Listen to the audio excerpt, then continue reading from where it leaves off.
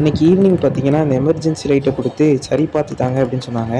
என்னன்னா சார்ஜ் போட்டா சார்ஜே ஆகல அப்படின்னு சொன்னாங்க. சரி அப்படின்னு சொல்லி நானும் வாங்கிட்டு வந்துட்டேன். சார்ஜ் போட்டு பார்த்தேன் வீட்டுக்கு வந்து. பட் சார்ஜே ஆகல. ஸோ அப்போ உள்ள தான் ஏதோ ப்ராப்ளம் அப்படின்னு சொல்லிட்டு நானும் வந்துட்டு 2 ஸ்க்ரூ இருந்துச்சு. அது 2த்தையும் ரிமூவ் பண்ணிட்டேன். ரிமூவ் பண்ணிவிட்டு உள்ளே பார்த்தா கனெக்ஷன் எல்லாமே கரெக்டாக தான் இருக்குது.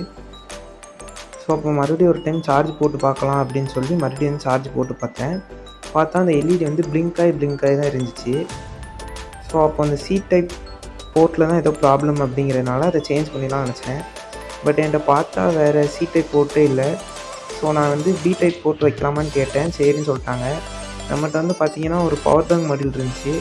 ஸோ அதை எடுத்துகிட்டு வந்து இதோட மைனஸ் ஒயரை கரெக்டாக லைட்டில் உள்ள மைனஸில் சால்டர் பண்ணிட்டேன். அதுமாதிரி ப்ளஸ் ஒயர் எடுத்துகிட்டு வந்து ப்ளஸில் சால்டர் பண்ணிட்டேன். அந்த மைனஸ் எடுத்துகிட்டு போயிட்டு பவர் பேங்க் மாடியூலோட மைனஸ் போர்ட்டில் சால்டர் பண்ணிட்டேன். பாசிட்டிவ் லைன் அதுமாதிரி எடுத்துகிட்டு வந்து பாசிட்டிவில் வச்சு சால்டர் பண்ணிட்டேன். இப்போ வந்து நம்ம இந்த பவர் பேங்க் மாடியூலில் இந்த லைட்டுக்குள்ளே வச்சு ஃபிட் பண்ணிடலாம். நான் வந்து அதை நல்லா க்ளூ கன் வச்சு ஒட்டிட்டேன்.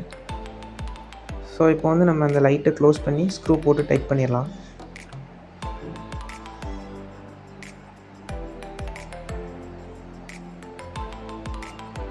இப்போ வந்து நம்ம சார்ஜ் போட்டு பார்க்கலாம். நமக்கு வந்து சார்ஜ் ஆகுது. இப்போ வந்து நம்ம இந்த லைட்டை ஒரு பவர் பேங்காக கூட நம்ம வந்து யூஸ் பண்ணிக்கலாம். உங்கள்கிட்ட இருக்கக்கூடிய ஏதாவது லைட்டு வந்து இந்த மாதிரி ஒர்க் ஆகலை அப்படின்னா நீங்களே வந்து சரி பண்ணுங்கள். இந்த வீடியோ பிடிச்சிருந்துச்சுன்னா லைக் பண்ணுங்கள். நம்ம சேனலை மறக்காமல் சப்ஸ்கிரைப் பண்ணுங்கள்.